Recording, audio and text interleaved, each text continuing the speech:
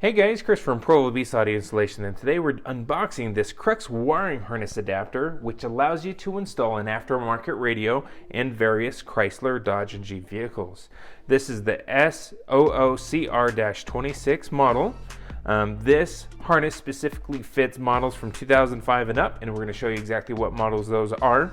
This interface does not retain steering wheel controls, but it does retain other factory features like accessory turn on, dimmer, and so forth. Now, it does accommodate many different makes and models. In addition to just the Chrysler, Dodge, and Jeep, it does fit actually a certain model of Mitsubishi and Volkswagen as well. Now, various radios are supported, and if you want to know if this specifically fits your vehicle, we'll post this in the description. However, best case scenario, you head over to cruxinterfacing.com and use their vehicle fit guide. Now, in addition to just wiring harnesses, Crux is awesome because they also do kits for radio replacement, steering wheel controls, cameras, Bluetooth, smartphone integration, as well as audio and video. So what we're going to do is we're going to go ahead and get this pulled apart, show you everything that it comes with. So let's get started.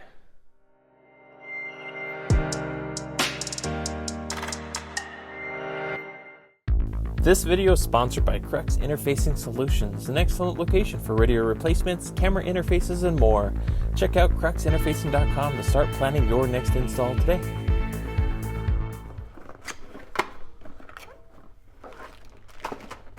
Okay, so looking here, this is everything that comes in the box. You got your wiring harness instructions, the wiring harnesses too as well, both for first generation and second generation harnesses, which we'll explain a little bit more in a minute, and the main brain box itself that makes it all happen. So we're going to first cover our instructions here. Now, our instructions, first and foremost, do identify that this harness, this module, can support both the amplified and non-amplified versions of your vehicle. So if you have one with the factory upgraded sound system that has the factory amplifier, this actually will still work in your application. If it does not, then still you can use this in your vehicle. Now, in addition to that, it also shows you everything it comes with. Again, two variants of the wiring harness depending on if you have a first or second generation wiring harness. Now, the first generation, it does color code everything here for you, so it tells you for this harness adapter what wires go where. Same thing with the second generation, it also provides that here as well. So if you're unsure what color is supposed to connect where, this actually walks you through the whole process. Now, quickly, just to make an additional note regarding the non-amplified versus amplified portion of this instruction sheet. If you have the non-amplified version, basically, you wire up your wiring harness color for color, straight across. All your speaker wires will match the speaker wire colors of the Crux harness adapter, so there's no need to make any adjustments here. It's just like any standard wiring harness adapter.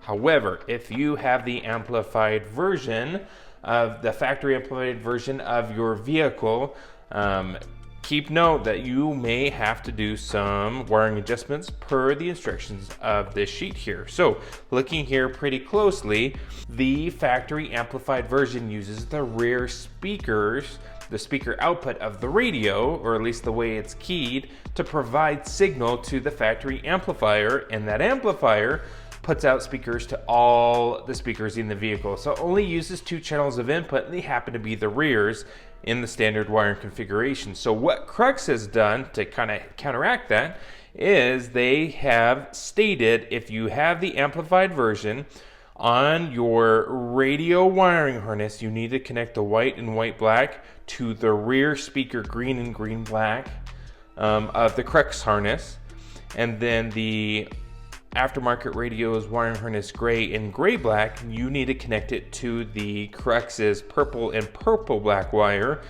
And then for the radio's green, green, black, purple, purple, black, those won't be used. We just won't use the rear speakers of the aftermarket radio just because the amplifier doesn't take additional channels of input. It only takes two channels. And so that's why we're hooking up our radio's front two channels to the amplifier's input, which happens to be the rear two channels going straight across. That's why these colors won't match color for color. Now, if you just did the rear speakers to the matching colors and you have the amplified version, there are notifications or alerts that come through just the front speakers on a lot of radios nowadays, especially if you have like Apple CarPlay and you're taking a call. You won't hear them, or you won't get those alerts because they're going through the channels that aren't hooked up and going through the amplifier. So keep it in mind, super important for you to realize that if you have the upgraded sound system from the factory in your vehicle and you're using this harness, you need to pay attention to this and match the wiring configuration correctly. Hopefully this helps. Now further down, again, it reiterates the same information on the back of the box here, what make and models this fits. And then finally, it actually provides a really nice picture based on if you have the first or second generation harness. So the first generation kind of has these U's on the bottom here. Second generation has little square blocks. So that's the easiest way that I've identified in the past what generation harness is needed based on my application. Now here in the back, it just has a space for notes here. Let's go ahead and get this bag pulled apart. All right, so with the bag pulled apart here, again, you have two versions of the wiring harness here. This is for the first generation. Remember, it has a little U's, and you would match this up in your vehicle. It should plug right on in. And again, this is the second generation. This is a little bit different wiring harness style. So you'll have to look at your factory plug to identify which of these two harness plugs that you'll use. Now what this third one here is for the non-amplified vehicles. And the reason why this is separate is because in the factory amplified system, generally speaking, the fader is done at the amplifier, not at the radio. So what that means is you typically don't have rear speaker outputs going through the harness to the amplifier.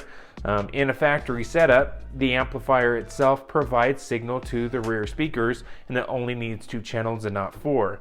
Now, if you don't have the amplified version, you need to plug this guy on in to these connections here, either or. It allows you to actually go ahead and wire up your rear speaker. So super important, don't leave this one out as you need to get that set up. Now you'll notice that one side of the plug is for non-amplified, the other side is for amplified. So pay close attention here as you get this hooked up for your rear speakers. So that's the wiring harness here. Now as for your wiring colors here, again, your instructions go over to what wires do what, but the nice thing is Crux has gone out of their way to help identify those wires quickly here. Not every single wire is identified, but they have identified most of them. Your standard speaker wire colors for the aftermarket industry, your whites, in white with a black stripe is your front left. Gray with a black stripe is your front right. And then this harness, your green with the black stripe is your rear left, and your purple with the black stripe is your rear right wire. Generally your yellow is your constant, your black is your ground, and your red is your accessory here. And depending on what you'll need for your aftermarket radio, you may need the reverse gear trigger wire, which this does provide. You have a VSS input if you have that feature in your aftermarket radio, both power antenna, illumination, so on and so forth. Like I said, everything is identified in your instructions, so check that on out. Then finally here you have your brain box. The cool thing is you just plug right on in and it's ready to go for your vehicle. You don't have to set any dip switches whatsoever. This does have a port for firmware updates if needed, but that's about it. Now, if you have a vehicle that has steering wheel controls, this harness kit itself does not retain those. If you have steering wheel controls, again, you'll need this variant, which is basically the same thing except for it retains those buttons on the steering wheel controls for the radio. This is the SOOCR-29 for basically the same radios here, but again, just for vehicles that have steering wheel volume controls and other functions on the steering wheel. So keep that in mind.